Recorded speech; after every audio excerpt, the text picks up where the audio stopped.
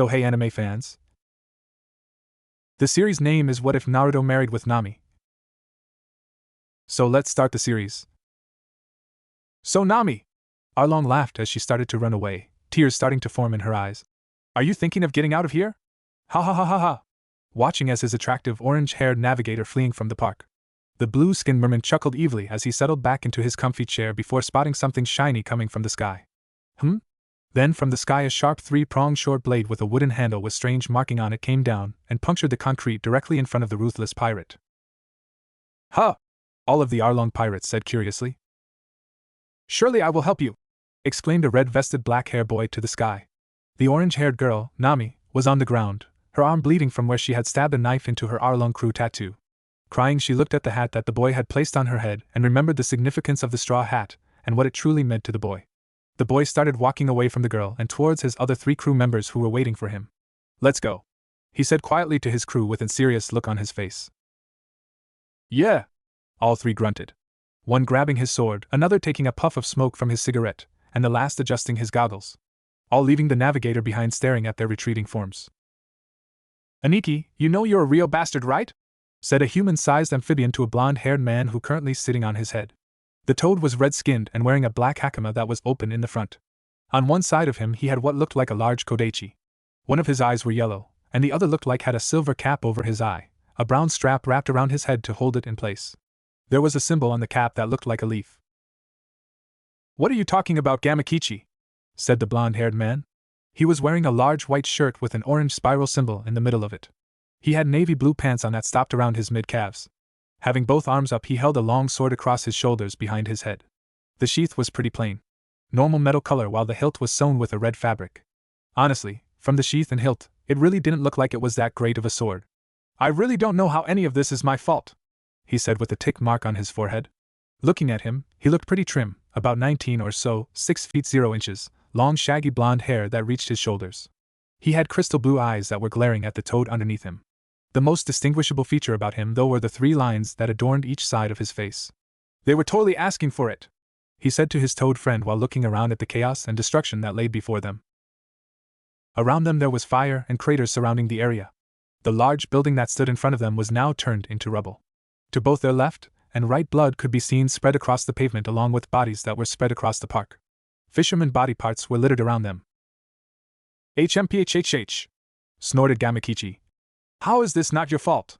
You spit a freaking saban into that guy's eye. What are you gonna all of a sudden? The toad asked sarcastically, looking at the saban in the eye of a decapitated head in front of him. The blonde's eye twitched. What? He said angrily, looking down at the toad. What the hell was I supposed to do? Let him just continue to hold me by my shirt, throwing me around? Hell no! It was basically like having a ton of kisames in front of me all wanting to kill me. Gamakichi chuckled. Yeah, but did you have to kill them all? He said. The blonde scratched his cheek in question. Well, I didn't kill all of them, he stated. There was that octopus guy who had the 6 swords. I just kicked the hell out of him, and he went flying off somewhere. Gamakichi just rolled his eyes again. Well, I'm glad you had the decency to spare one of their lives out of the 100 that are here, he responded sarcastically. The blonde just shrugged, looking at the decapitated fishman in front of him. What did he say his name was again? Ulam? Holam? Arlong? Something like that? The blonde asked. The toad just shrugged. Meh, don't care enough to even remember. They may look like a bunch of kisames, but they were weak as hell, the toad said with the blonde nodding his head in agreement. Now let's get to somewhere where there's fresh water, all this salty air is causing me to chafe, stated the toad as he began hopping towards the gate exiting the park. The blonde on top of him just shrugged and went along for the ride. Coming from the opposite direction towards the park were 2 swordsmen with serious grimaces on their faces. One wore a pair of sunglasses, while the other was wearing something that looked to be like red headgear. Just wait till I get my hands on Arlong. Doing that to Nami Wunshin, cried the one with the sunglasses. I'm gonna shove my sword so far up his ass he want me sitting for weeks. Wait your turn, Johnny, said the man with the headgear. When I get my hands on him, I'm gonna shove my sword up his ass so far he's gonna be tasting metal in his mouth for weeks. He finished with a fist pump in the air. This little banter between the 2 continued for a while, each saying how far they were gonna shove their swords up Arlong's ass until they came upon a sight that they usually didn't witness every day. Coming towards them was a human-sized toad jumping down the road with a blonde man on its back. Not only that, but it seemed as though the toad and the man were arguing with one another. How the hell is it my fault that you have a rash? Cried the blonde man. We didn't even go close to being in the water while we were here. The toad continued to jump while getting a tick mark above its eye. You threw that damn kunai and freaking Hiroshined our asses to this place. You could have scouted it out first and made sure that we weren't near the ocean. The toad argued back. Well, excuse me for including you on my little journey, said the blonde sarcastically, rolling his eyes. Oh wait. You were the one who begged me to take you with me when I left the elemental nations, you crybaby, he yelled. Go to hell, Aniki, the toad growled back at him. If I wasn't so damn itchy right now, I would slap you back to the elemental nations right now. He paused as he saw the two swordsmen that they were coming up on. Both had their jaws open and were staring at them wide-eyed. Hey you two! Quit gawking! Ain't you ever seen a toad and his idiot summoner before? Ouch! Aniki, you bastard! Cried the toad as the blonde used the end of his sheath to whack the toad on the head. Shut up, Kichi! They're just normal people. Thank goodness too, he sighed in relief. I was hoping the rest of the world wasn't just Kisame's left and right. You too! Sorry about my buddy here, he said, patting the toad on the head, eliciting a growl from the giant toad. He's just a little cranky right now. You boys know where we can find some fresh water around here? He asked the two. The two swordsmen, still in their little state of ohs and ahs, just pointed down the road. Thanks a lot, boys, said the blonde cheerfully. Giddy up, little toady, he said to the toad. I'll giddy up all right, he mumbled. Giddy up and kick your ass more like it. Hopping down the road where they were led, the two swordsmen just watched as the two headed down the road until they disappeared. Well, that was weird and random, Johnny said with a sweat drop forming on his face. The other just nodded his head in agreement before snapping back into his angry mode. Whatever! We still got to go shove our swords up Arlong's ass, remember? He cried out with another fist going in the air. Johnny's eyes widened with remembrance. That's right! He cried out as well. Then the competition of whose sword would go up Arlong's ass continued. But yeah, said a much relived toad. That feels much better. The two had found their little freshwater pond, which were actually just a bunch of rice paddy fields, but hey, the toad wasn't complaining at all. There you go, you big baby, the blonde said, sitting on the toad chewing a piece of long grass that he had found. You didn't even get wet from the ocean. Gamakichi just opened his eye and sighed, not even wanting to argue with the blonde because he was just glad the itching was over. Anyways, now that we're here, let's think about what we are gonna do next. The toad looked up at him. I thought you knew what you wanted to do already? Said the toad to the blonde. The blonde shook his head. Not really, I just figured we would just walk around and see what the world has to offer. I mean, we already went around the elemental nations, and there's nothing left. He finished grimly. Gamakichi quieted down as well, remembering past events. Well, what about those scrolls you picked up earlier from that Kisame look-alike? What were those? The toad questioned, remembering the random things that they say while they were fighting the fishmen. The blonde's eyes widened. That's right! He cried out, swinging his bag that he had tied over one shoulder with a string attached to it. He then pulled out the scroll or parchment-like paper that was in the sack. They were maps. There was a room there that was full of maps. He said, smiling. Maps? Gamakichi asked, with the blonde nodding to him. Yeah, and they were way detailed as well. I don't think that I have ever seen any maps like these before, though. With that, he rolled out a few and held them down for the toad to see. I couldn't grab them all, cause there were a ton, but I just grabbed a few random ones. The toad continued gazing at the maps until he finally recognized it. These are nautical maps, he said, with the blonde on top of him giving him a confused look. Yeah, these maps are for the ocean. Aniki, you dumbass, I don't want to be on the ocean the entire time, he cried out. The blonde just shrugged. Oh well, we might as well see what else is on them. I'm not sure if I can follow these maps though. Never really been on the ocean. The toad sighed and closed his eye, enjoying the fresh water cleansing his body. What the hell happened here? Whispered a man with a mustache that had many scars adoring his entire body. Gazing upon the once great Arlong Park, the inhabitants of Kokoyashi village just stared at the carnage that was within the park. The place was littered with kunai, shurikens, and other bladed objects around the dozens and dozens of bodies that were on the ground. Johnny and Yasaka's jaws were once again on the ground, staring at the scene. A pretty blue-haired busted girl looked on the scene with tears in her eyes. What is this? Is it over? She thought, desperate to make sure that this was reality. Who could have done something like this? A long-nosed goggle-wearing person asked, eyes wide at the scene. The navigator, Nami, walked up to the scene, eyes crusted and red from the crying that she had done earlier. In a trance-like state, she walked past the villagers of Kokoyashi and into the park that she had entered so many times before. Oh, how she hated walking into this place time after time again. This time, though, Nothing was left. She looked down at the bodies. Kurubi, Chu, she thought. They are really all gone. Then she came to another body, which she had known very well. The large muscular body of Arlong, with his tropical shirt on, laid on the ground, with his head off to the side with what looked like to be a large needle stuck in his left eye. She continued to just stare at the head as though it were going to disappear at any moment, and Arlong was going to pop out and scare the hell out of them. She continued staring until she heard a voice. "Aw man," said the black-haired boy that had put his straw hat on her earlier. Once he also got over his initial shock, he continued. "Someone already beat his ass already. I really wanted to do that," he said with a pout, crossing his arms. Everybody just looked at him like he was crazy. Nami looked at him wide-eyed. "Wait. You didn't do this?" Nami asked, shocked.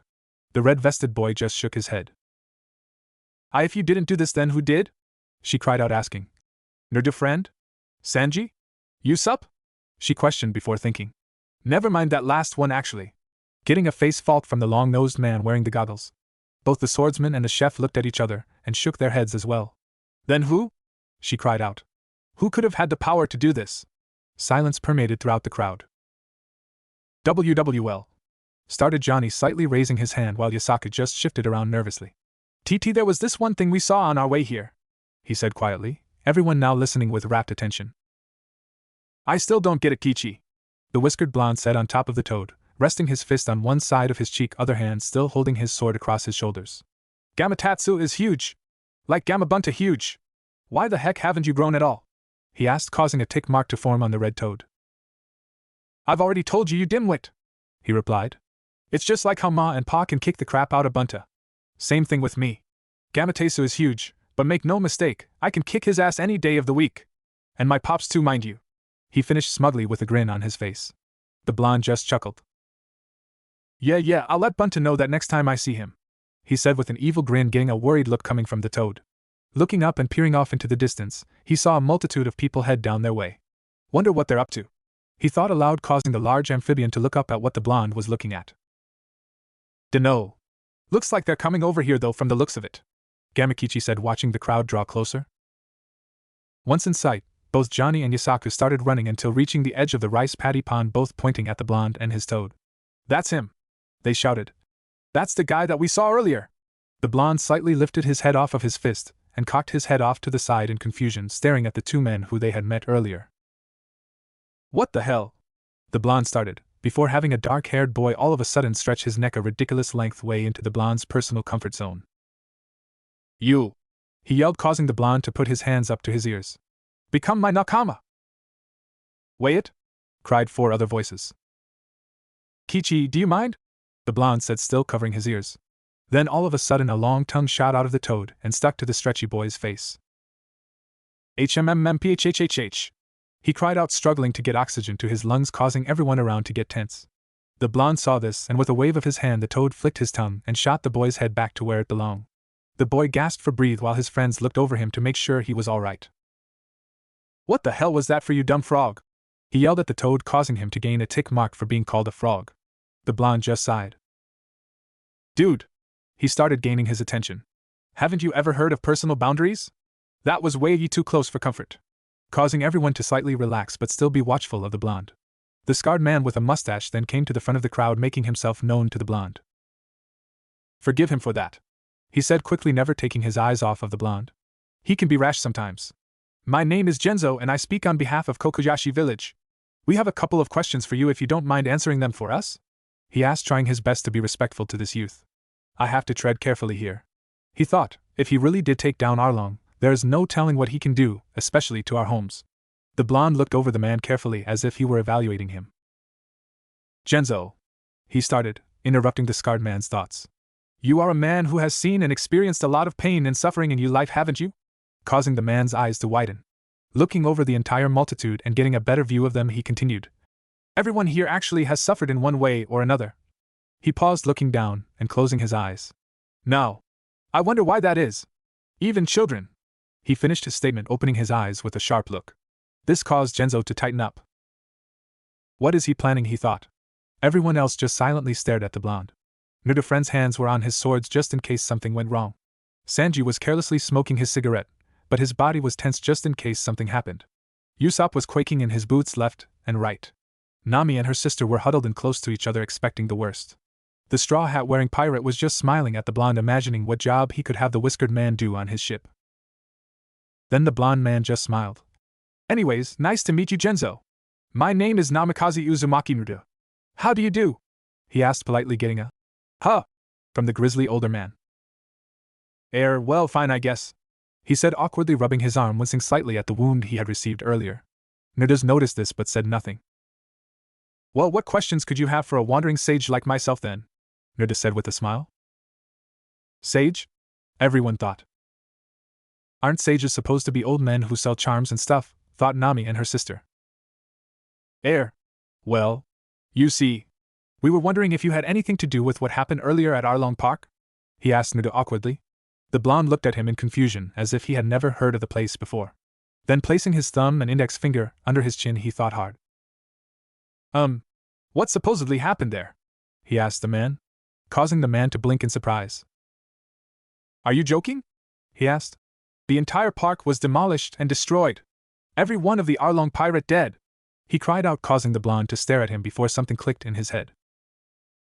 Oh, he cried out. Did they look really weird? Like they were fish people or something like that? He asked, causing the scarred man to nod his head furiously. I don't remember, Naruto said, causing the entire multitude to face fault into the ground. What do you mean you don't remember? He cried out at the blonde, his hair being blown back by the power of his voice even though he was like 5 meters from the man. The blonde just gave a goofy smile and shrugged. While the sheriff was yelling at the blonde for how someone can be stupid enough to not know if they fought one of the most powerful pirate in the East Blue, Naruto friend and Sanji were both scrutinizing the boy. He's a fighter, that's for sure, if anything is to say about his eyes. Thought Naruto friend, that sword isn't much to look at if that sheath has anything to say about it. I wonder how good he is with it though. That look was pretty intense. He's dangerous, Sanji thought. Nami and her blue-haired sister just looked at the blonde with amazement. 1 second he was dead scary serious. The next he's acting like a grinning idiot. Like a certain captain I know, she thought with a small smile, watching the blonde digging in his ear with his pinky from all the yelling the major was doing. When he found gold he sniffed and flicked it off casually. I don't see what the big deal is, he said, causing the major to just stare at him. If this Arlong dude was a tyrant to all you guys, shouldn't you guys be celebrating instead of grilling me? He asked, causing the major to grit his teeth. But we want to celebrate the person who freed us from his cruel hand, he said, exasperated, before another person came running and screaming. The Marines are here! Hurry and get back to the park! He cried, causing everyone to gasp before running away back in the direction they came from, getting an eyebrow raised from the blonde.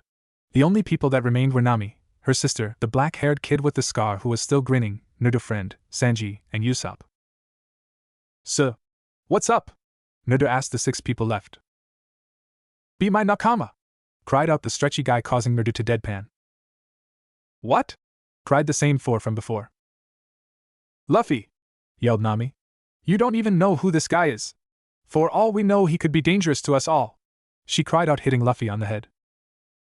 Shishishishi, laughed Luffy. Nah, he's fine. Causing another eyebrow raise to come from Naruto.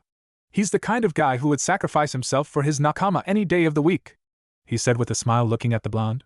This caused a small smile to appear from Naruto. You idiot! Cried Usopp, and he started yelling at the man for why it was a bad reason to let Naruto join. After this happened for a while, Naruto interrupted them. Guys? He said, causing everybody to freeze and look at him curiously. Who are you guys again? Causing everybody but Luffy to sweat drop. I'm Luffy and I'm going to become the king of the pirates, he yelled out, causing Naruto to just stare at him. Pirates have a king? He asked to himself before everyone else began to introduce themselves. I'm Usopp the Great, cried the man with the goggles. Men from all regions of the seas fear my name for the great power that I wield. Everyone's sweat dropped at that. Naruto was just giving him a look like, dude, seriously? Roronoa Naruto friend, the 3-sword man said simply. Sanji, the chef, the blonde smoking man stated. I'm Nami, the orange-haired girl said nervously. And this is my sister Hina. The blue-haired girl just waved at the blonde. Now that that's out of the way, become my nakama, he cried out again, causing everyone to just look at him like he was crazy again. The blonde just stared at the boy for a minute, then he shrugged his shoulders. Meh, sure, why not? Causing everyone to now look at the blonde like he was crazy. But first we might want to help those villagers of yours first. It sounded like these Marines were some pretty serious business, he said, causing the two sisters to go wide-eyed. That's right! They both cried out before taking off after the villagers. Sanji started chasing after them, proclaiming his love after them. Usopp and Luffy then started running after them as well, leaving only Nerda friend and Nerda with his toad. So you coming or not, new guy? He said with a smirk, causing the blonde to just smile back. Go ahead without me, I'll catch up, he said, waving a dismissive hand at the swordsman. Nerda friend just shrugged and ran off to join his crew. Nerda looked down at the toad he was sitting on. Well, Gamakichi, it looks like we're in for one hell of a ride. The toad just rolled his eyes. I swear that Luffy kid is as bad as you were when we first met, he said, causing the blonde to smirk. That's how I know life won't be boring at all with them. Alright, might as well follow them. Let's see how far you can jump nowadays, Nerda said with a grin. Gamakichi just looked at him with a competitive glance. You better hang on to your britches then, Aniki. I'm getting fired up. With that, the frog shook his shoulders from side to side before tensing up and shooting off into the air before they were no longer able to be seen. Why? Because of you, every single belly of Arlong's will be mine, cried a man that had on a long trench coat with a hood over his head, making him resemble a teddy bear. He had a small soul patch and actual whiskers as a mustache. I, Commander Nezumi of Unit 16, will be happy to accept all the treasure, he said, standing with his hand forward. Everyone just stared at the man in horror and disgust. Just as a certain swordsman was about to lay waste unto the commander, everyone just looked up at a noise that heard. Seeing a speck coming from the air, they squinted their eyes until they all of a sudden became wide once again.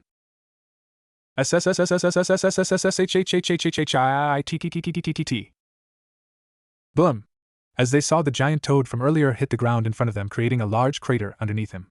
They saw the blonde man from earlier still on top of the toad, looking all disheveled with large swirlies in his eyes, mouth wide open. What the? Was the collective thought of everyone around. Shaking his head back and forth before slapping himself in the face, Nerda looked wide-eyed at his toad companion. Hey! He cried, getting the attention of the rest of the villagers. Where is Nezumi? With that, everyone started looking around until they heard a certain blonde cough. Turning to him, they saw him pointing downwards at something. When they followed his finger, all of their jaws dropped at what they saw. Is this the guy you're looking for? He said, looking at the commander, who was completely squashed underneath the large toad. He was missing a few teeth and bleeding all over the place. The villagers could see that one of his arms was bent in a way that shouldn't be normal. Sorry about that, I hope I didn't kill him. I can see most of his ribs are broken and maybe there's a punctured lung there somewhere. Oh well. He looks like a douche to me. Then looking up, he saw more people who were on the ground. Looks like they got hit with the shockwave also. The villagers looked up as well and saw many of the Marines were scattered on the ground, swirls in their eyes indicating they were unconscious as well. CC Captain! One of the Marines called out, gaining the blonde's attention. How dare you do that to the captain? You will be punished! He cried out, pointing his musket at the blonde. The blonde gave him a deadpan look before looking out into the water. I'm guessing that's your ship out there, seeing as it says Marines on it and your shirt also says Marine. So Kichi? What do you say? Help these nice gentlemen on board their ship. He finished with a smirk, and the dangerous tongue of Gamakichi lashed out, wrapping around the remaining Marines and chucking them high into the air at their ship. The villagers' jaws dropped even further as they saw the Marines falling on their ship.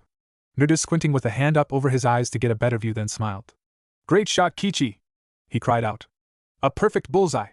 Now let's get the rest of this scum over there, he said with his fist thrusting up into the air.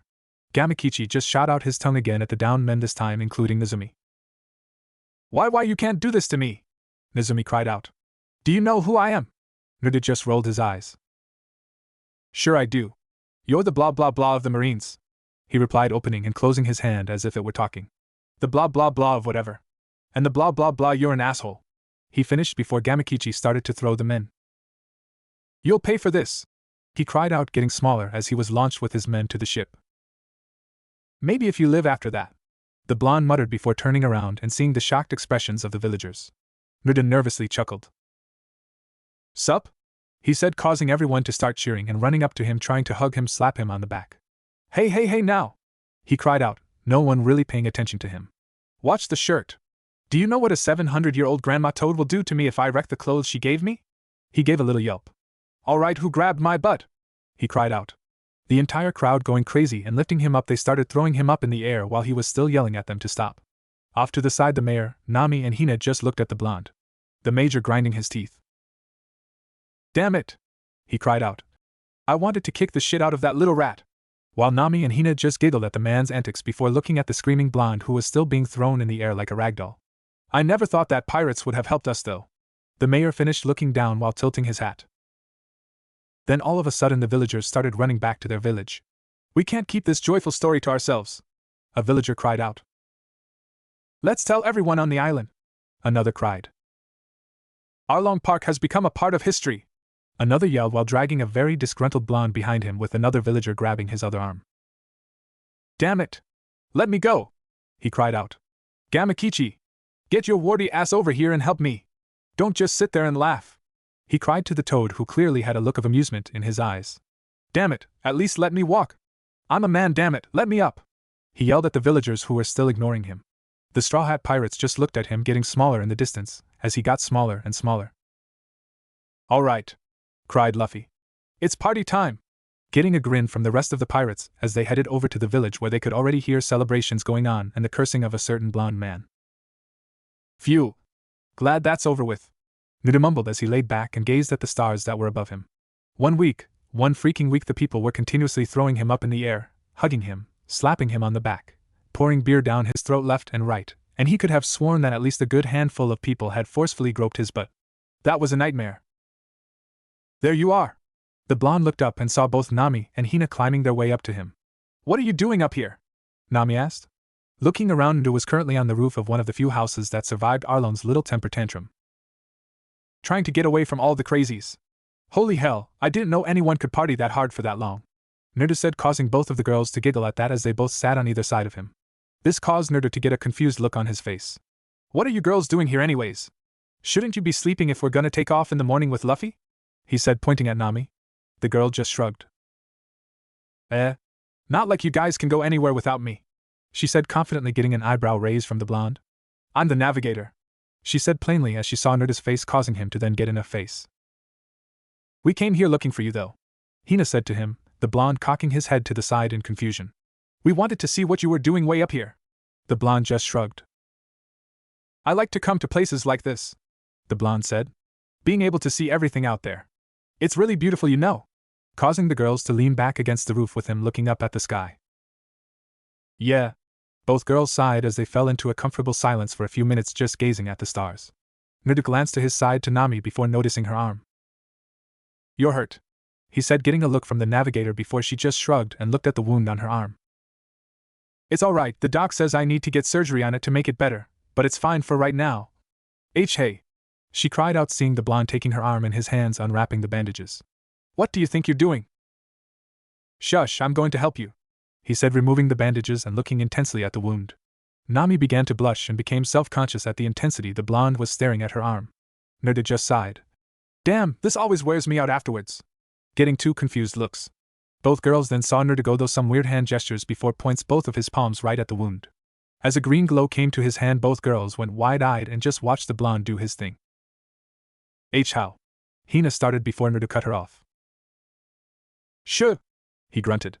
I need to concentrate. Then he went back to work as the girls just continued to watch him.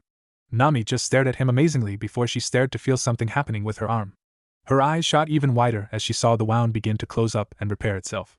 After a few minutes, the light died down from his hands and Naruto fell back onto his butt, breathing heavily a little bit. Nami and Hina continued to stare at the navigator's arm. Nothing, it was like she had never even had the wound to begin with. Her tattoo of being an Arlong pirate was still there, but the wound had healed. Nami touched the spot where the wound had been. She slowly went along the area, wincing slightly. It seemed like it was still a little tender. Naruto saw her wince. Sorry about that, he started. I'm not that good at that technique. Takes up way too much of my core energy and takes way too much concentration. Never really had the patience to get it down though. He finished, the girls now just staring at him in awe. What was that? Hina said. Did you eat Akuma no Mi just like Luffy did? She asked, getting a nod with Nami. Naruto looked at both of them weirdly. Akuma no what? He asked. Akuma no Mi, Nami said. It's a cursed fruit that gives the consumer different abilities and powers. Like Luffy, he ate the Goma Goma no Mi and now he's a rubber man. Naruto's eyes widened. That sounds cool, Naruto said. So that's why he could stretch his neck like that? He asked, getting a nod from the girls. So which one did you eat? Nami asked. Naruto just scratched his head. None, I think. I don't think I have eaten any, But from what you told me, sounds like I might want to. Both girls just looked at the man. But then how did you just heal me? It had to have been Akuma no Mi, she shouted at the blonde. The blonde just looked at her and shrugged. I just trained, he said. It was a bitch to get down, but I finally was able to work at it enough to get it to the point where I cold heal basic injuries and such. Sucks though, drains a ton of my core energy, he thought.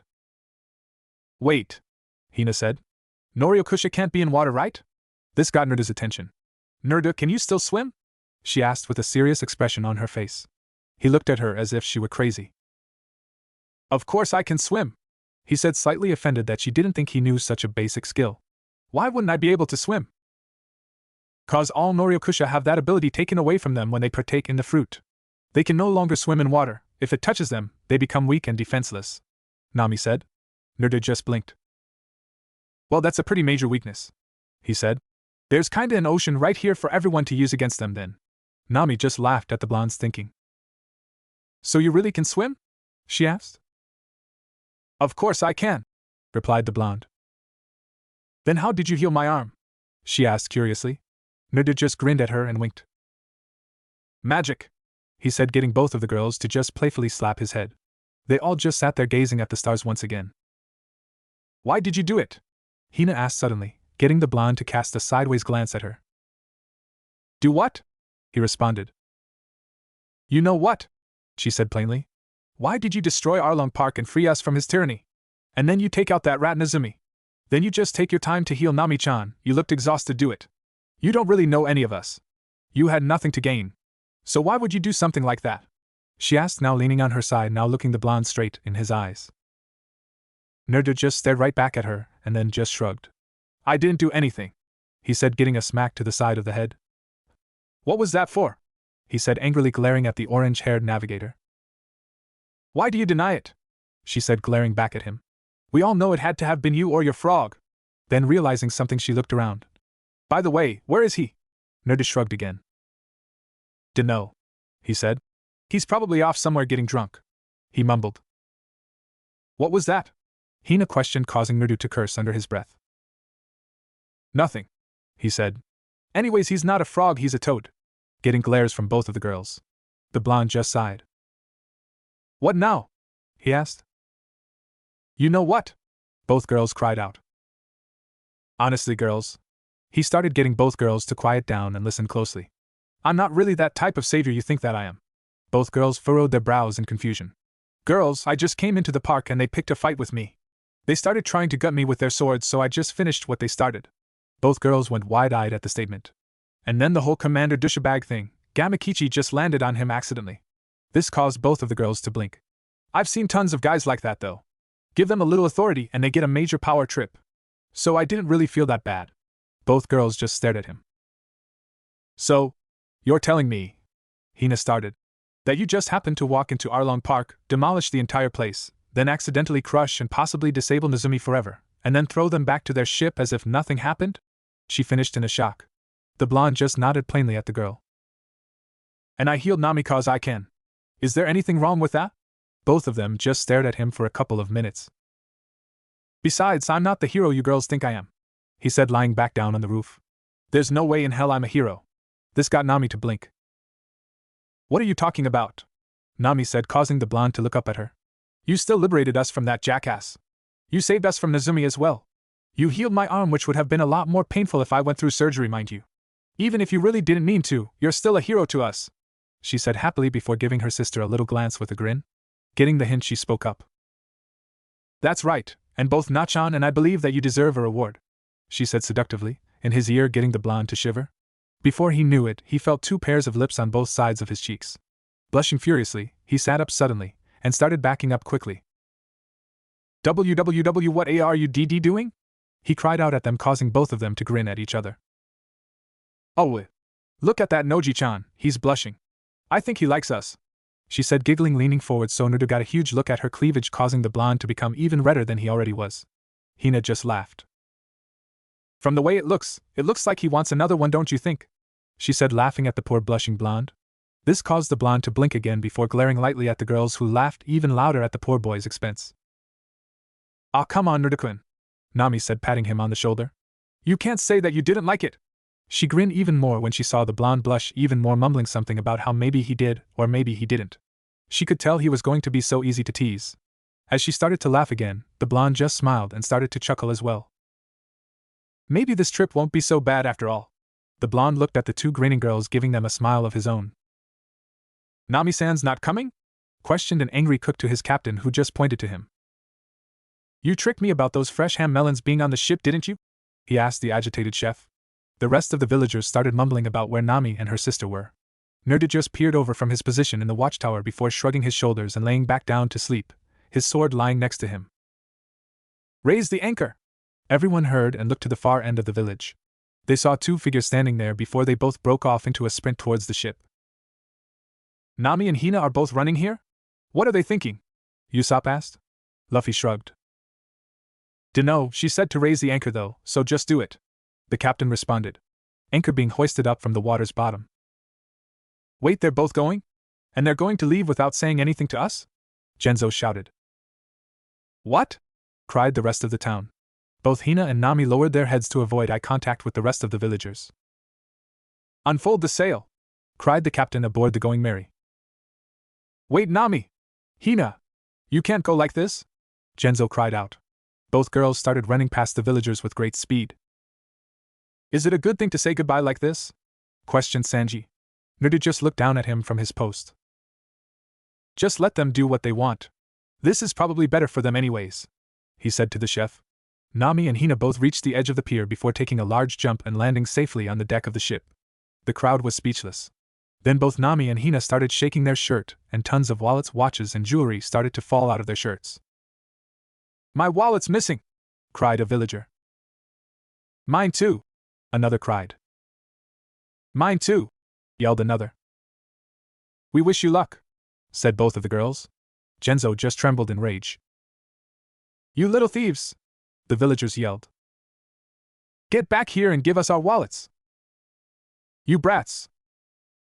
She never changes, said a deadpan Usopp. Is she going to betray us again? Is her sister the same way? A suspicious swordsman said. Nam-san, Noji-san, that was so cool, said a love-struck chef.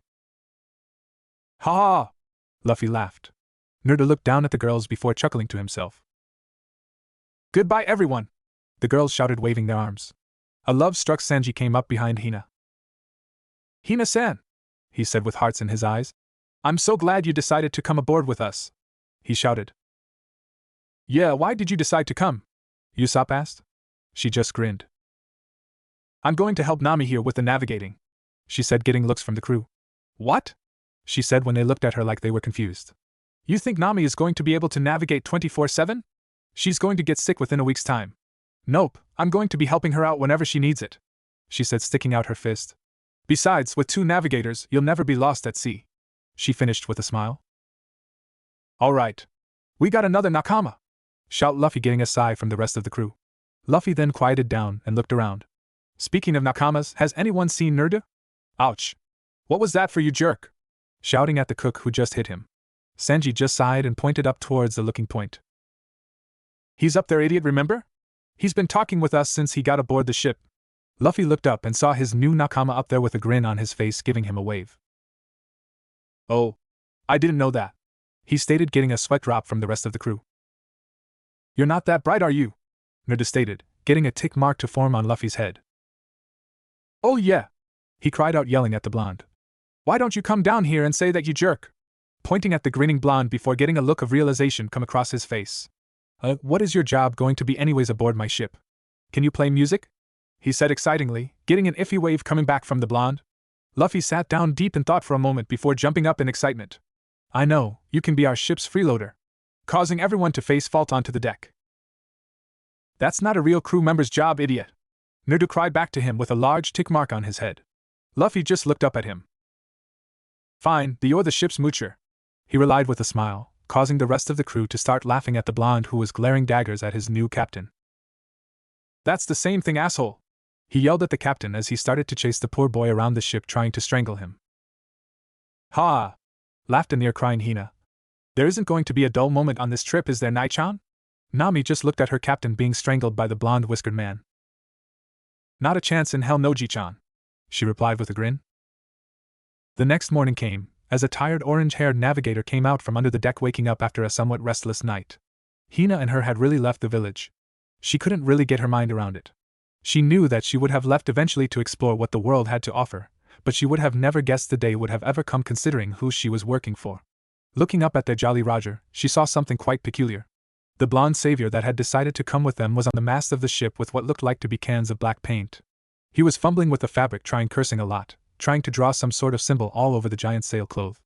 A little angry, Nami was about to give the newcomer a piece of her mind when he jumped down to the deck, looked up inspecting his work, then putting his hands in a weird hand gesture he said, "Ki." Nami, being confused, looked up at their Jolly Roger only to find that there was nothing left on the cloth. It was like the blonde had never even touched it. Naruto turned his head and saw the orange-haired girl's shock. "Hey, good morning, Nami-chan," he said pleasantly, getting Nami to come out of her little stupor. "How'd you sleep?" he asked. "What was that?" she asked, getting a shrug from the blonde. "Just a little something that will help us in the future." Nami just looked at him weird. He sighed. "I'll explain it a little more when everyone is up."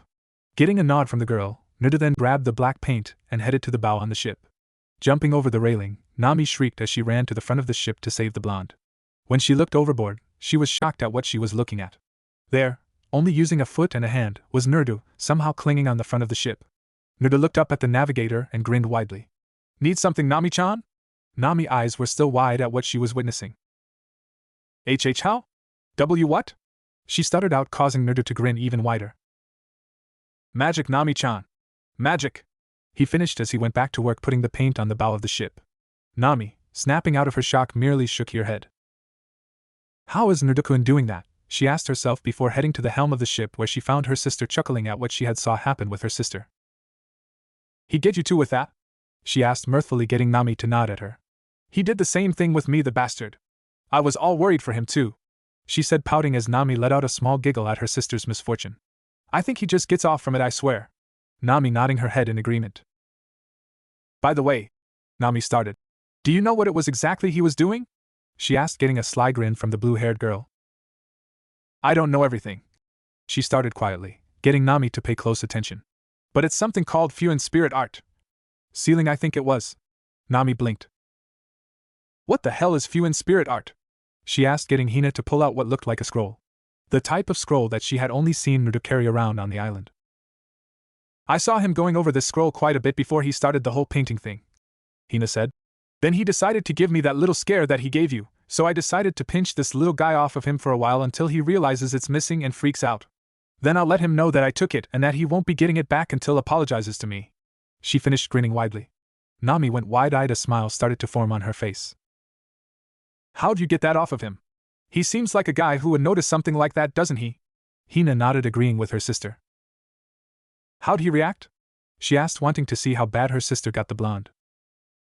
"He got a nosebleed and passed out on the deck." She smiled as Nami laughed. "So that's why there was that dried blood on deck.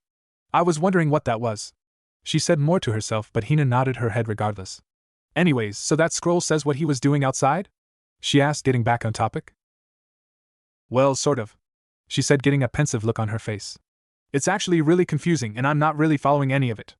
All I know is that when you draw these weird symbols, things happen." Nami blinked. "What do you mean things happen? Like what things?" Hina pointed to the sail. "Well, you know that one that he just drew on the Jolly Roger?" Nami nodded. "Well, apparently that one has something to do with making wind or something like that. I'm not really sure what else it could have been. I was looking over all the symbols in the scroll, and that's the closest one that it resembled." Nami's eyes widened. "What do you mean generate wind?" asked Nami. Hina grimaced. "Well, if I understand this correctly, it should be able to generate a current of wind. So if we're ever stuck out at sea, we should be able to use it to keep us going."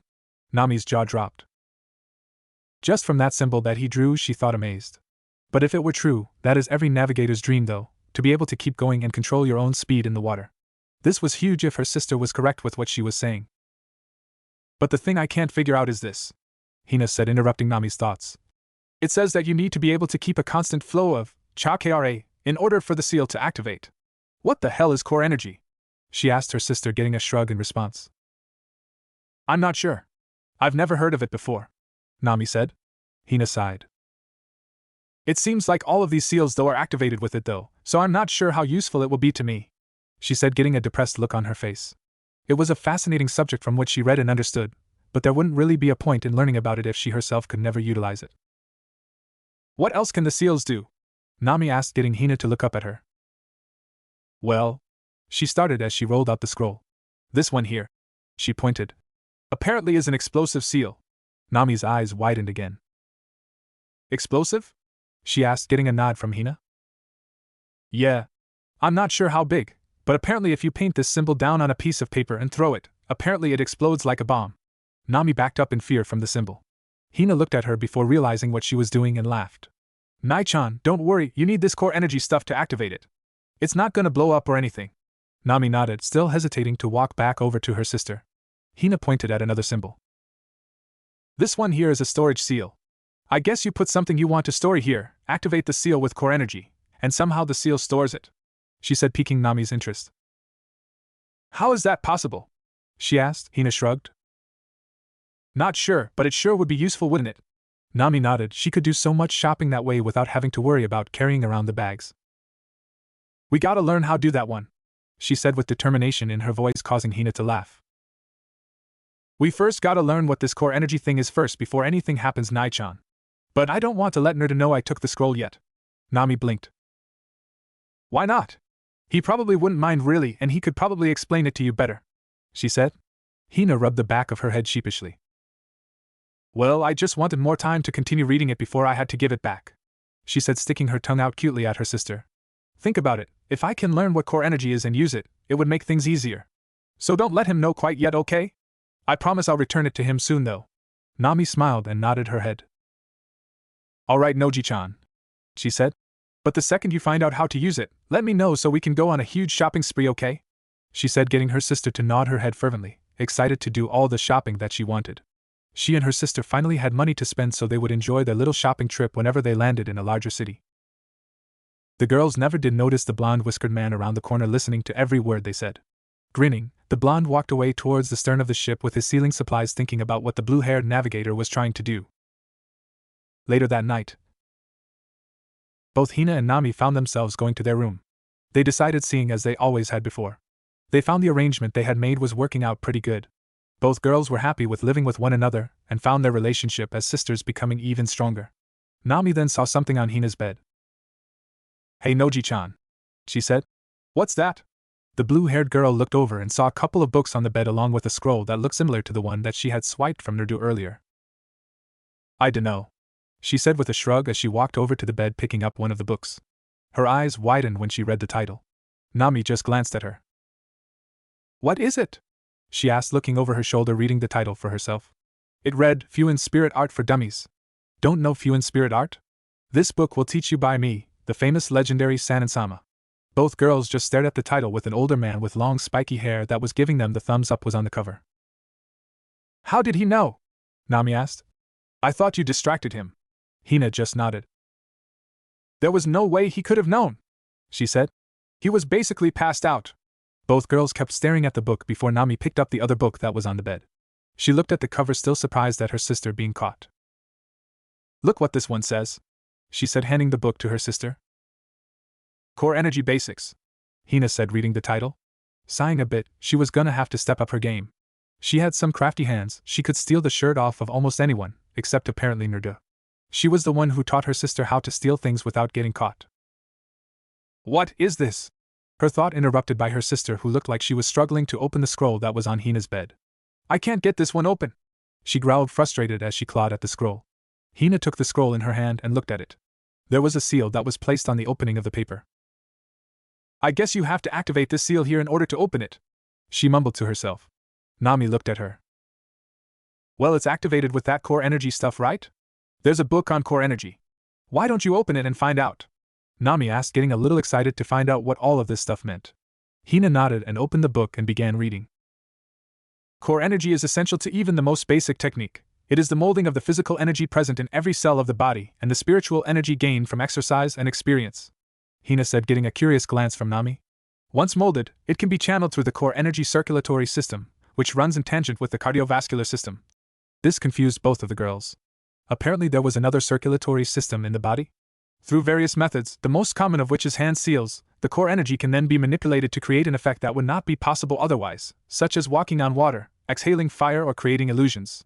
Both of the girls' eyes widened at this fact. Whoa, Nami said. And you don't even need to eat an Akuma no Mi? She asked, getting a shrug from her sister, who just continued. Normal core energy is a form of energy all living individuals naturally produce to some degree. Contained in the core energy coils that mainly surround and connect to each core energy producing organ, the energy circulates throughout the body in the core energy circulatory system.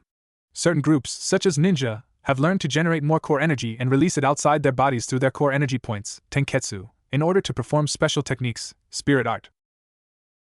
Ninja? Nami clicked her tongue and thought about what Hina had just read.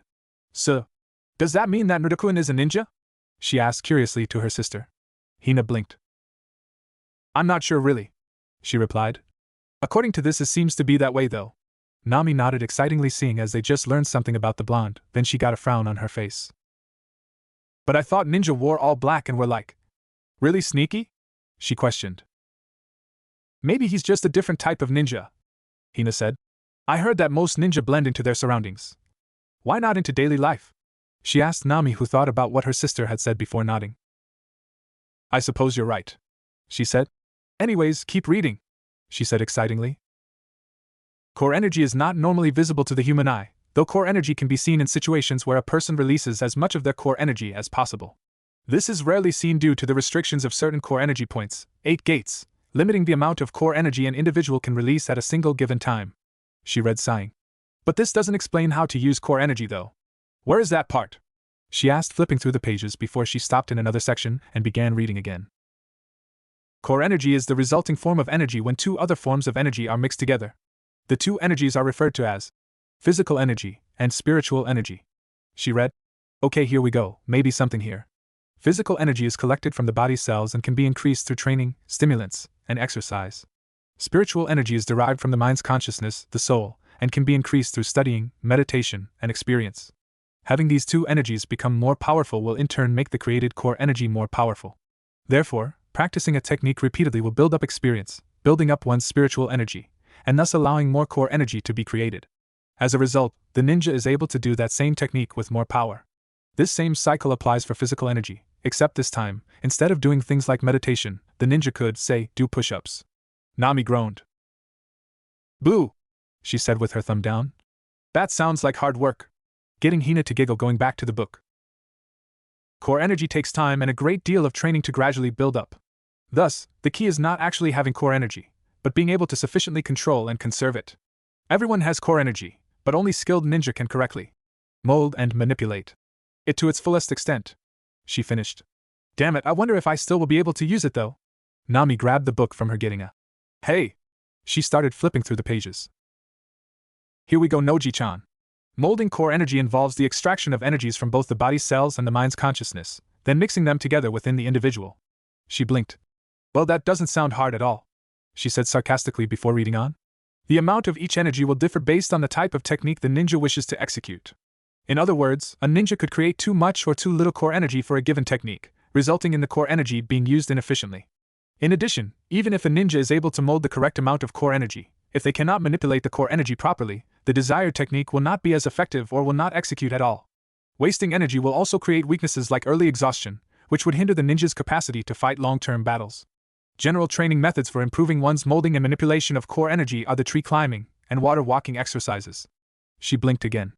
Naruto-kun can walk on water, she said dumbly to herself. How the hell can he walk on water? She cried out, getting Hina to just blink at her. I guess it kinda makes sense, she said, getting a confused look from Nami. Well, he can walk on walls and stuff, right? He's already shown us that. Nami processed again what Hina had said before slowly connecting the dots. I guess that makes sense, she said before looking back at her sister. But how are you going to be able to mold that core energy stuff? The scroll you swiped from Naruto-kun says you need to use core energy to activate the seals. It sounds like to use core energy, you have to be some sort of elite ninja or something like that, she said. Hina bit her thumb in thought, thinking about all that she had read and heard about. Rereading some things, she started to connect some dots. It says that core energy runs in tangent with the cardiovascular system, she said, gaining Nami's attention. Does that mean that blood has some core energy embedded into it? She asked, getting a blank stare back from Nami. I honestly don't know, she said with a shrug. But that does make sense though. Hina sat and thought for a while, thinking about what she was going to do. Grabbing the scroll that she got from Naruto earlier, she opened it and started glancing through the different seals and their descriptions there. Nami looked over. "What are you doing?" she asked. "Here it is," she said, pointing at a specific seal while grabbing the scroll that Nami was having trouble opening. "This is a core energy tag seal. Apparently it can only be opened with core energy though. So if I'm right." She trailed off as she took out a small knife and cut her thumb, getting a cry from Nami. "Hina! What are you doing?" she yelled out, trying to take away the knife from the crazy girl. "Hold on, Nami," she said seriously, getting Nami to stop. Hina took her thumb and placed the blood on the seal of the scroll. As soon as the blood hit the ink, the seal glowed brightly for a second before disappearing, allowing the scroll to unfurl. Both Nami and Hina stared in shock at scroll. "Holy shit! It actually works," Nami said quietly, getting a silent nod from Hina before both girls started celebrating with each other, jumping up and down, yelling loudly at their little accomplishment. Once they calmed down, Nami turned to her sister. "What just happened anyways?" she asked, getting a grin from Hina. "In this," she lifted the book on core energy. "It says that core energy is present in the blood, and we just found out that it can react to it. I guess it makes sense, that they're like physical and spiritual energy in the blood, right?" she asked rhetorically. She then rolled out the scroll she had opened, only to see more symbols on the paper. "Wait, these are different seals than what was on the scroll.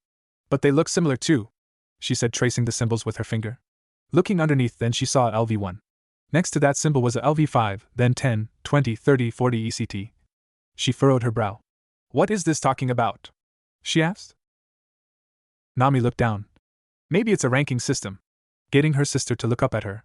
"You know, like the level of difficulty to get up that far or something," she said, getting an understanding nod from Hina. "Well, it looks like I'll be working with this a lot more then," she said determinedly. Nami nodded with her sister, happy that she was so excited about something. She then looked over. "So about that storage scroll you were talking about," she said with a sly grin. For the second time that day, the girls didn't notice a whiskered blonde leaning on the wall right outside their door, widely grinning at the things he just heard. He was surprised that the girl had figured out a way around the whole using core energy thing. "Let's see how far she'll go," he thought before disappearing in a cloud of smoke. He could see all of their faces clearly, one after another fall before the enemy. In every one of them he held and saw the light fade from their eyes, indicating their souls had passed on. Blood. There was so much of it. He looked around and saw thousands of corpses stacked on one another. He looked down, and his arms was his lover. Her brown eyes looked up at him lifelessly. "Why?" she asked him. "Why couldn't you save me?" she asked again, blood now freely flowing from her mouth. He just looked at her in horror as her body started to decompose right in front of him. Naruto opened his eyes. That initial shock of remembering it was just a nightmare came before he quickly calmed down. Damn. That same dream, he thought to himself as he rubbed his eyes with one hand. Getting up from his position in the crow's nest, he looked out and saw land. Land ho and all that jazz," he said loudly to anyone who happened to be below him. He looked down and saw that everyone was already there, looking up at him with exasperated looks on their faces. Minus Luffy, who was leaning over the ship's railing looking excitingly at land, screaming something about meat. "Yeah," Usopp deadpanned.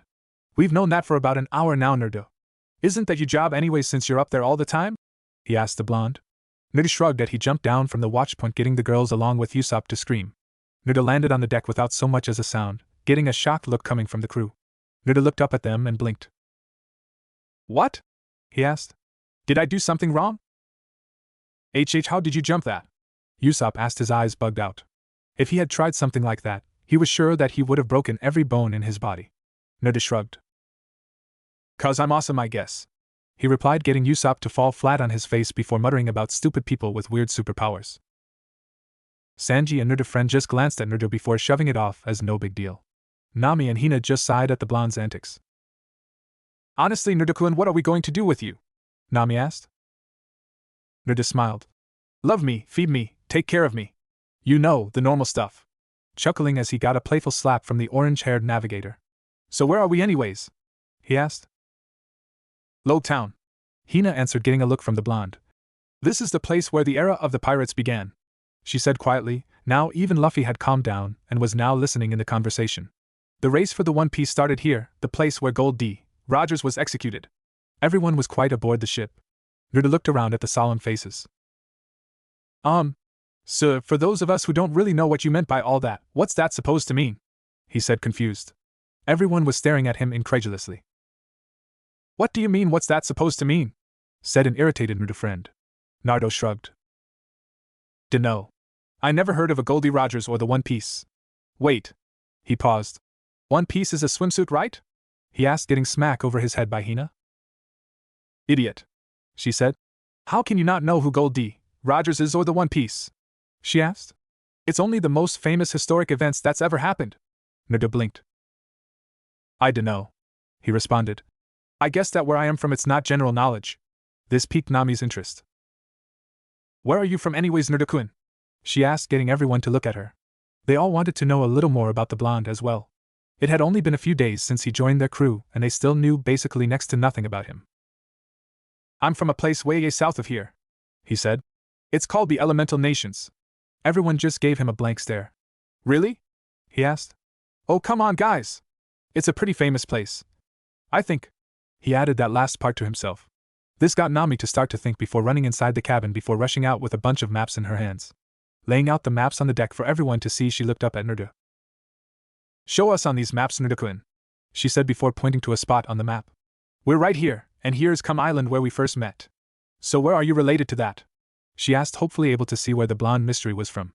Naruto was silent for a while looking at the map. He then pointed to the map at some islands. I think I remember passing by these islands, he said, looking at the islands southeast of Nami and Hina's home. But it's still way further that away, he said, sliding his finger off in a southeastern direction. Actually, I don't think that the Elemental Nations are on here, he said with a furrowed brow. That didn't make sense. He was sure that someone had to have known about his home. Nami looked to where Naruto was pointing. But the only things that are over there are. She paused, thinking before her eyes widened. What is it, Nachan? Hina asked. That's where some of the world's most dangerous monsters are. It's said that there is the longest stretch of ocean that has no current or wind. That you could be stranded there for decades before you even moved anywhere. Other places of that are said to be storms where the waves reach a wake of over 100 feet. She stated, getting everyone's attention.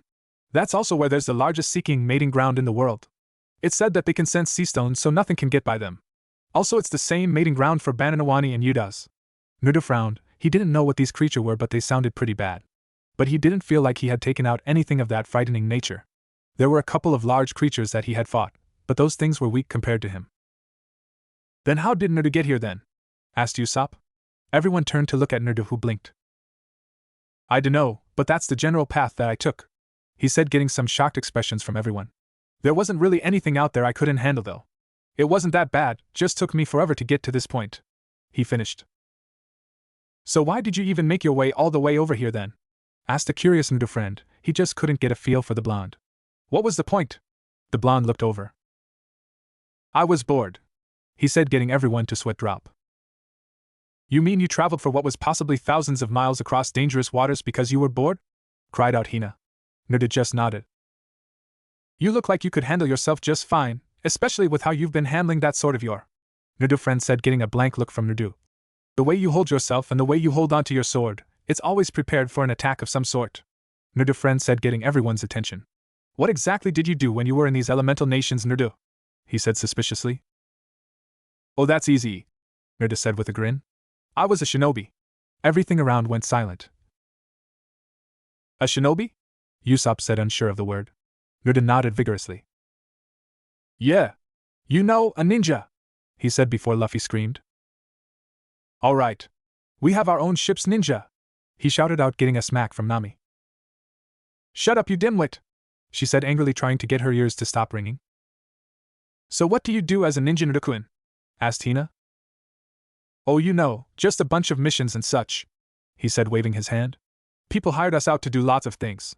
The more complicated and dangerous the mission was, the more expensive it was.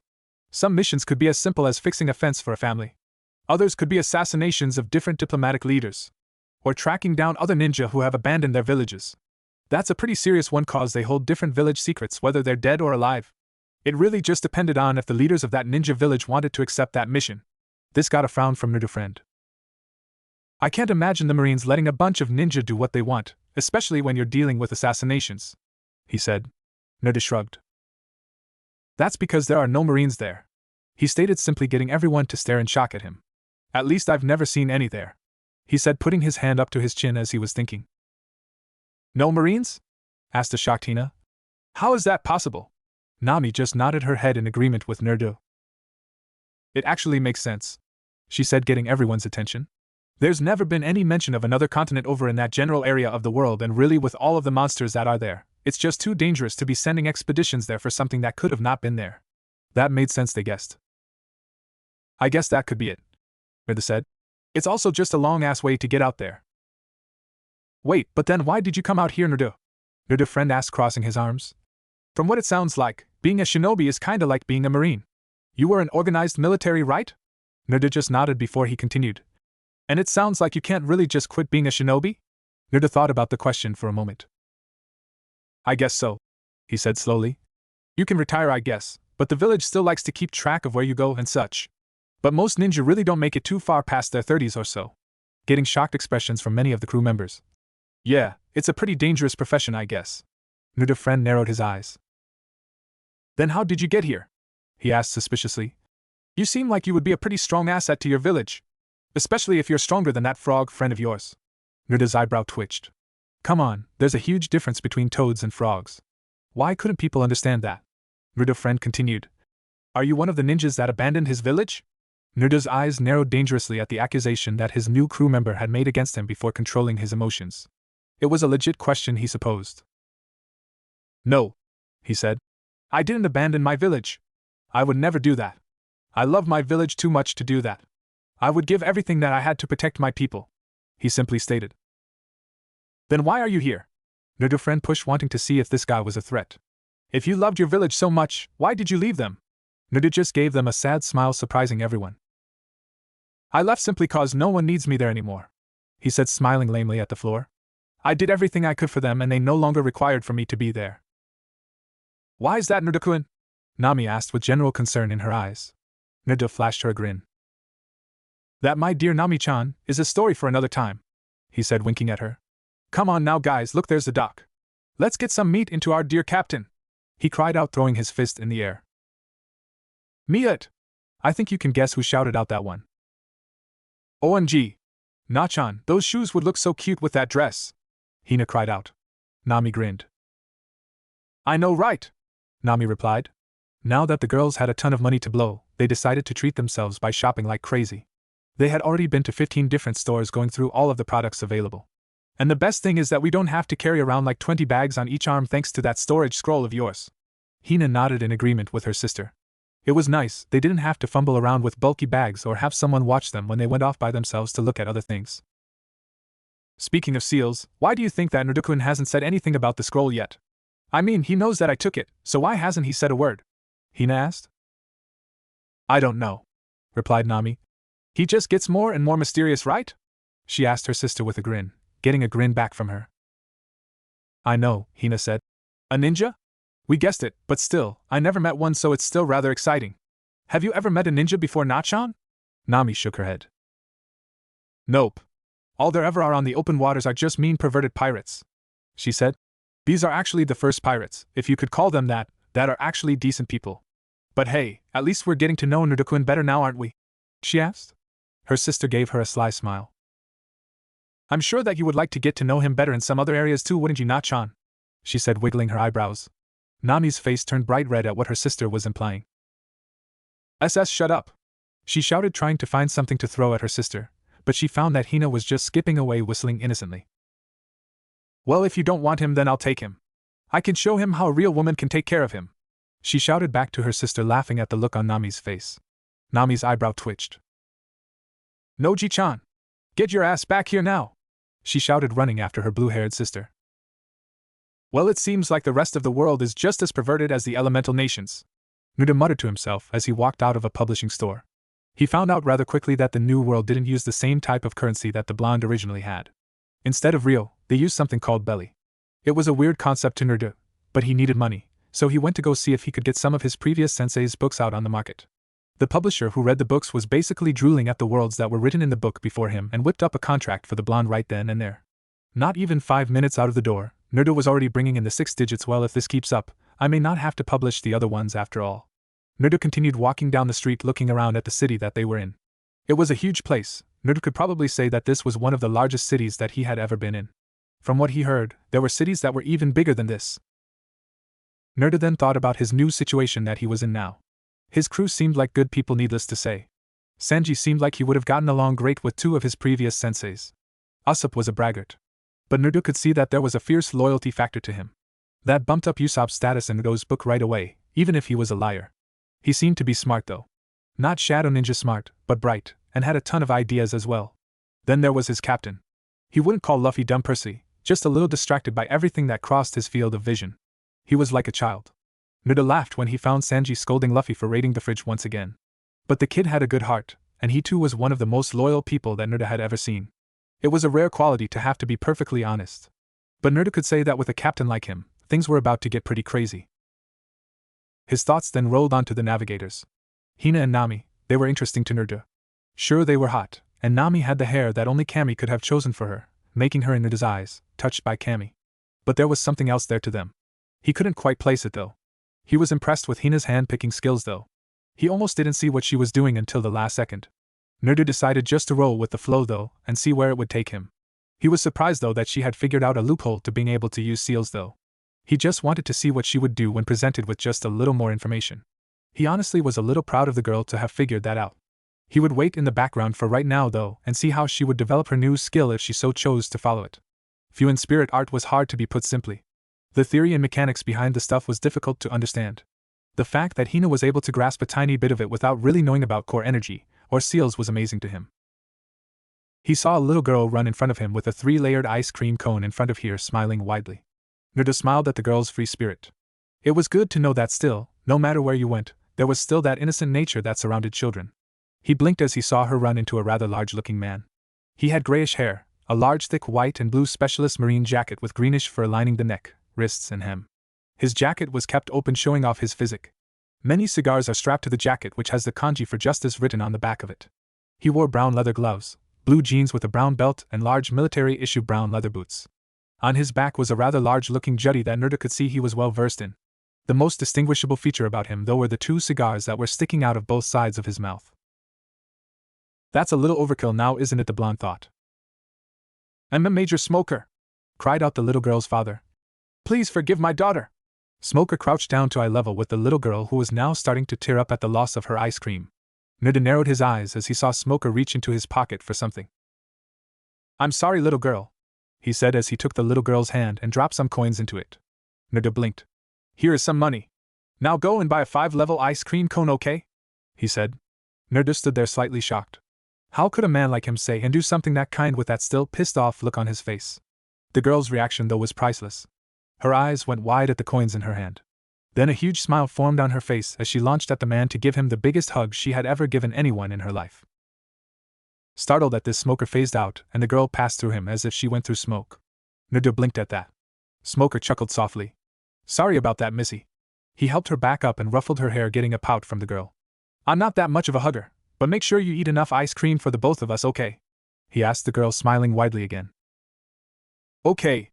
Thank you so much, Smoker-chan, she cried out before running to her father. Smoker just stared at the departing father and daughter before glancing over to a certain blonde who was grinning from ear to ear. The hell you laughing, bub? Smoker glared at the blonde. Naruto just shook his head as he turned to leave, surprising Smoker. Usually when he glared at people, they cowered underneath his gaze. Maybe the world government isn't as bad as I thought if there are people like you who are put in charge, he said simply as he walked away. Smoker got a tick mark on his head. Who did this kid think he was spouting crap like that? He was about to go after him when he heard another voice. Smoker-san! A feminine figure cried out. I'm sorry I'm late. He turned and saw that it was his sergeant, Tashigi. Remembering the blonde, he turned around once again only to see that the teen had disappeared already. I got a feeling I'll be seeing that kid soon, he thought, grimacing, and I don't think that I like that. Before yelling at his sergeant and walking off to the execution site. Naruto-kun! He heard a shout from behind before feeling 2 mounds of flesh on his back while a pair of arms came up and around his neck. Oh, save me, Naruto-kun! She cried out in false terror. Na-chan is trying to kill me! She pointed at a running orange-haired navigator coming their way with a pissed-off look on her face. Naruto just blinked. Say what? He said. Noji-chan! Shouted Nami. Get off of him! She yanked the busted blue-haired girl off of him. The girls were about to get into their little cat fight when Nami went a little wide-eyed before looking up at the sky. What is it, Nachan? Hina asked. Nami grimaced. A storm is coming, she said, more to herself than anybody. We gotta get out of here fast, she said to her sister and Nurda. Hina, know about her sister's strange ability to forecast the weather, just nodded. Well then we better hurry, said Nurda friend, walking up to the group. Where's our idiot captain anyways? He asked. Didn't he say he was going to the execution site? Now Usopp and Sanji came in with a large fish over their shoulders. Nurda just whistled at the fish. Man, you guys got some weird things out here, he said, poking the fish. Ignoring him, Nami stated. But this is the execution site, isn't it? Looking around, they saw indeed that it was the right place. And that on top of wooden execution tower was Luffy, who looked like he was trying to scratch his nose, but couldn't reach due to him being locked up. Ah! Screamed Usopp. Everyone else's jaws dropped minus a certain shinobi who just palmed his forehead. Honestly, he started. Did I really cause this much trouble when I was younger? He said to himself. What the hell is he doing on that execution stake? Yelled Nurda friend. They saw a man right next to Luffy holding a sword to their captain's neck. Naruto stretched his neck just a little further and peered over at the pirate. Is that a clown? He asked. Because this pirate monkey D, Luffy, has upset me. He must be executed. Buggy the pirate cried out. Go and create chaos. Whoever moves must die. This got a ton of cheers and gunfire shot into the air at the proclamation.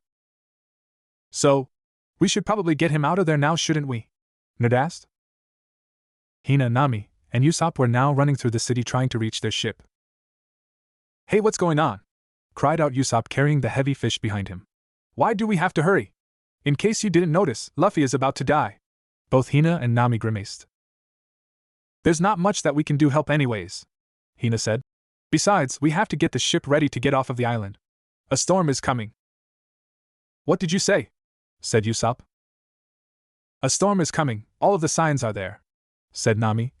If those guys fight there, the marine troops will come. This caused Usopp to gain strength in his legs and dash forward ahead of the girls. Really? He yelled out. Then let's get the hell out of here. Wait for us, asshole! The sisters cried out, chasing after him. Nurda saw both Nurda friend and Sanji run out to do battle with the crews of Miss Albaida and Buggy. Shit! Cried out Nurda friend.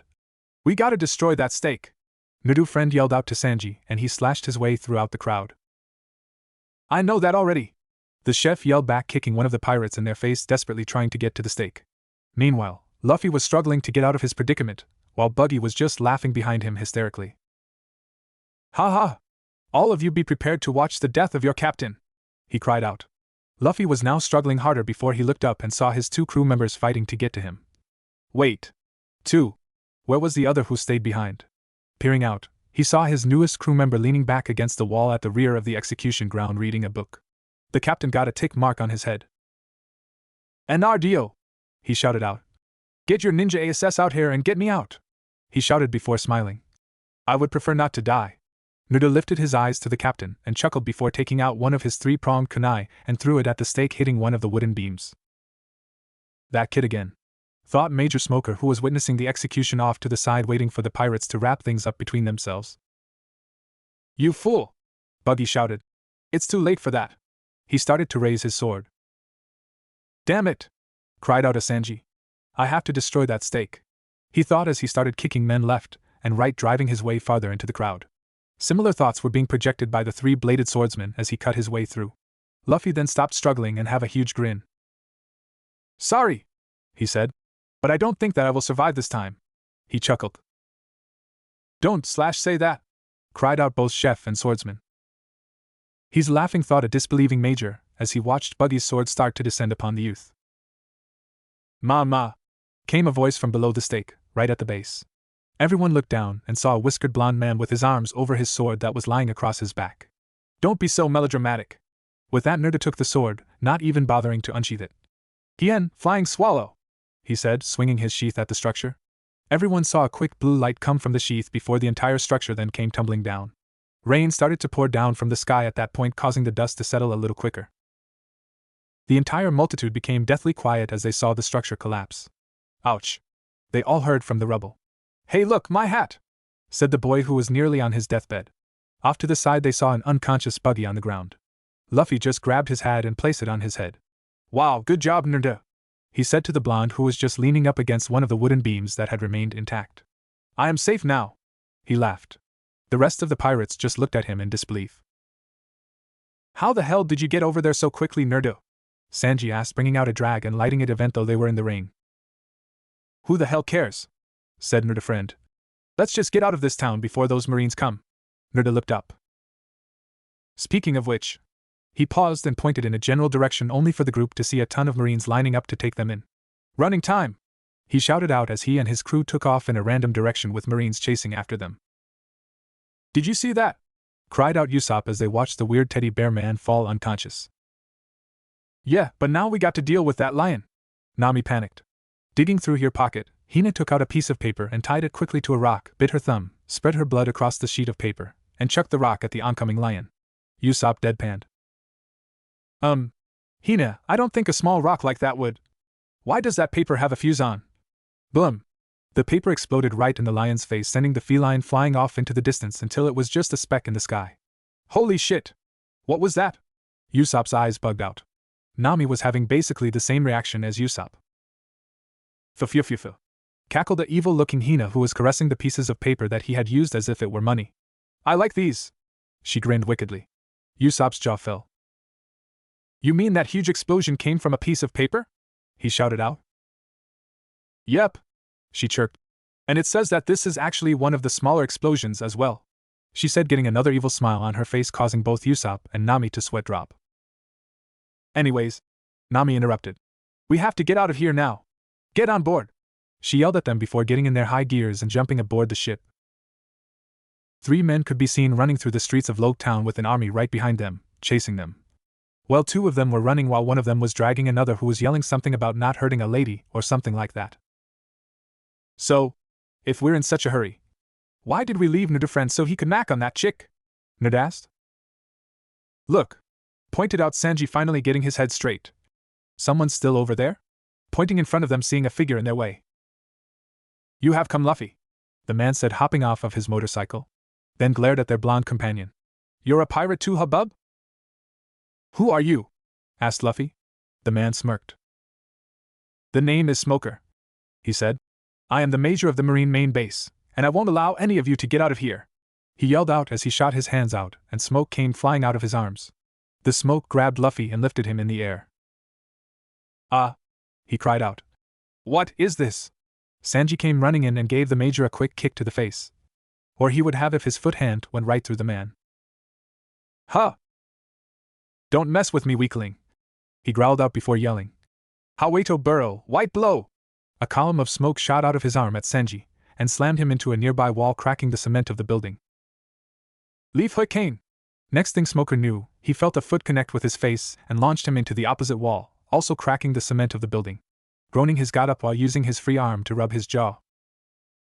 You're a little tough son of a bitch, I'll admit that. Smoker then saw the blonde in front of Sanji. I would have thought you would have at least dropped my captain over there. He motioned his thumb over to Luffy, who was still confused as to what was going on. How did you hit me? Smoker asked seriously. I had my fruit activated, it shouldn't have been possible, he said. Naruto shrugged. Nothing is impossible, he said. If you think that you're untouchable, then one day that's gonna bite you in the ass and you'll be dead.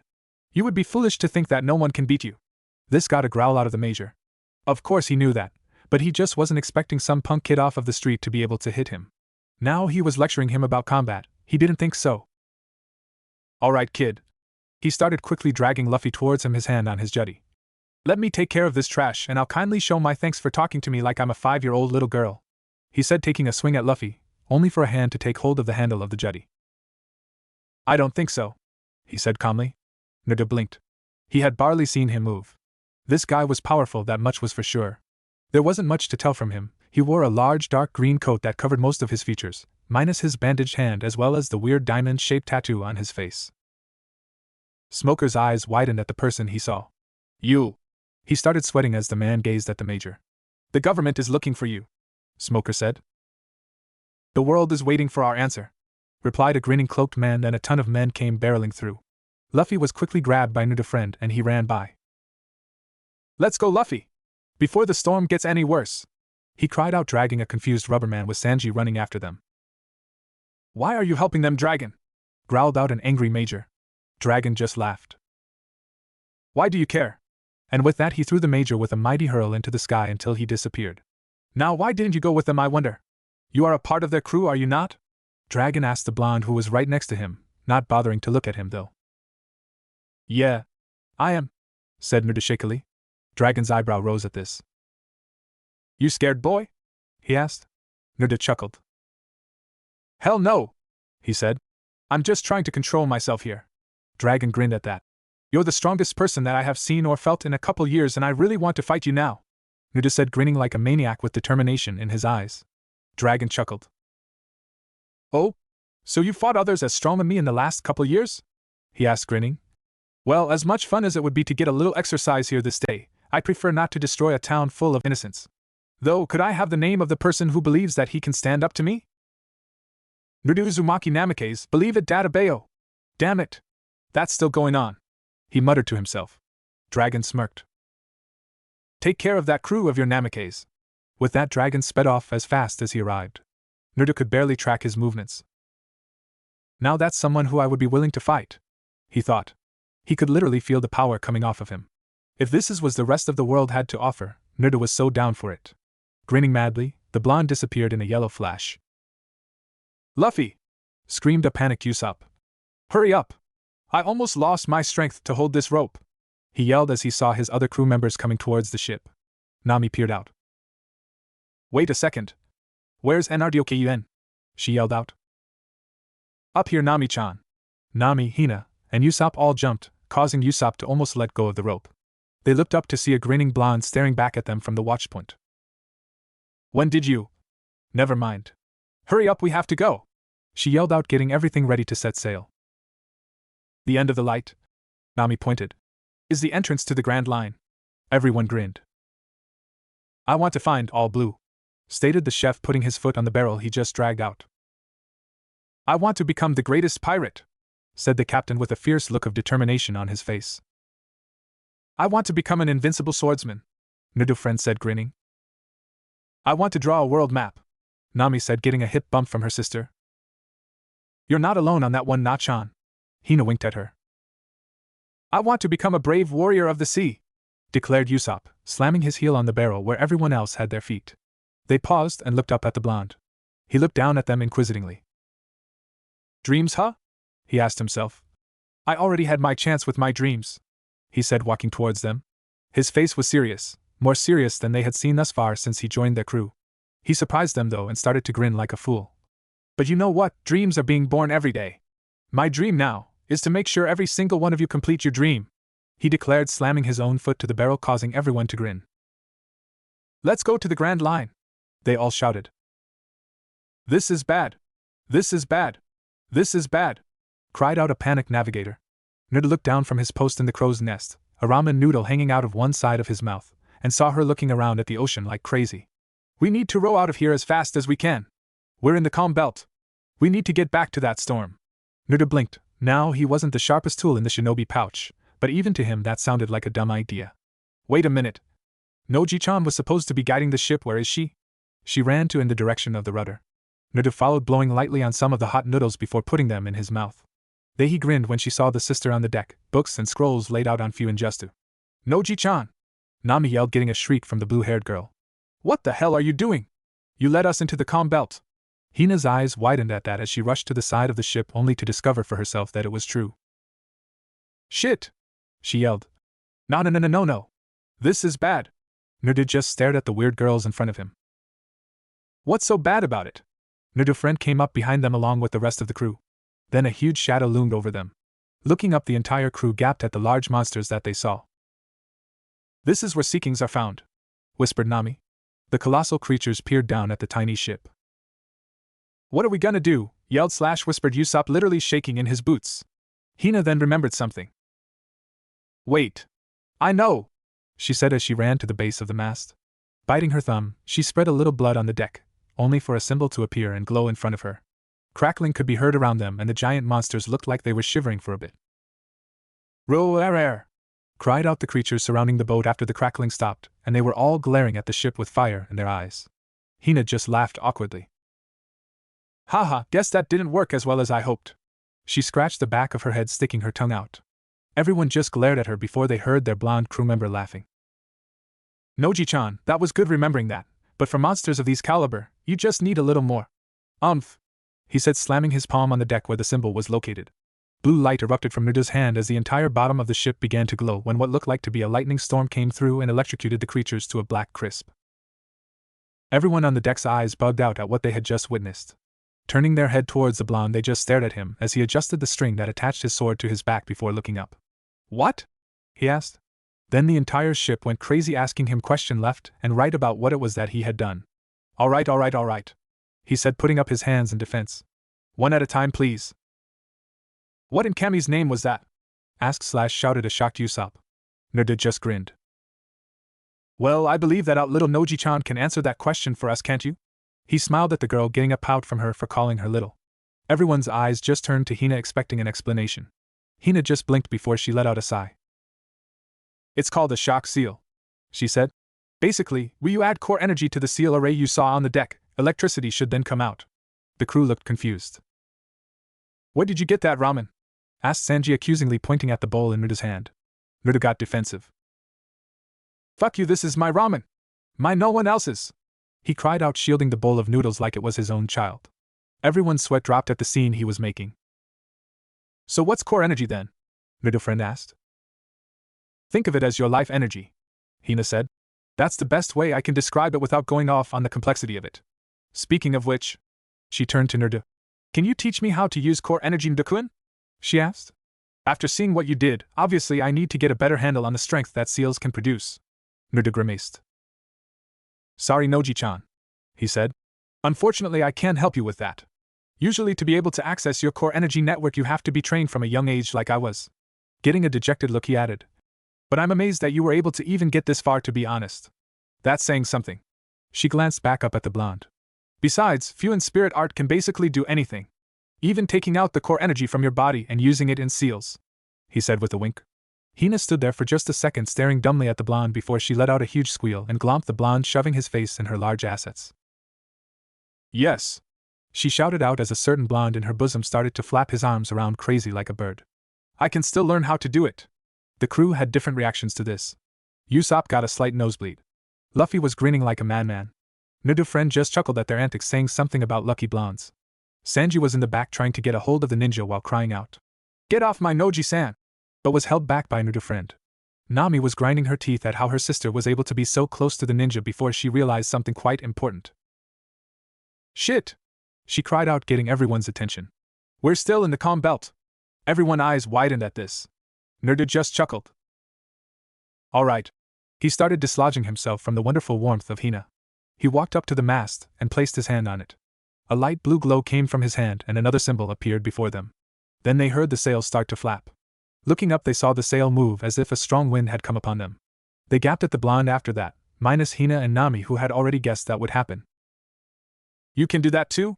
Asked Usopp. The blonde turned his head and grinned at the long-nosed teen.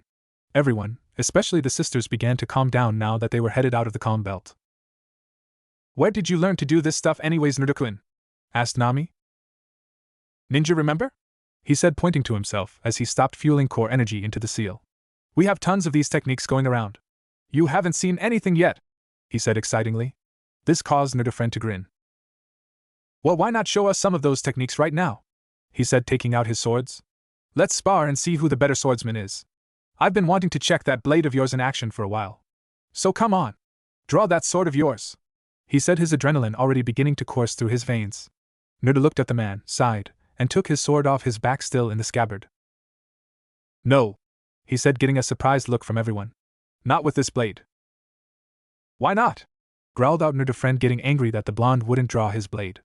Naruto looked passively at Naruto's friend before looking down at his own sword. This sword, he started.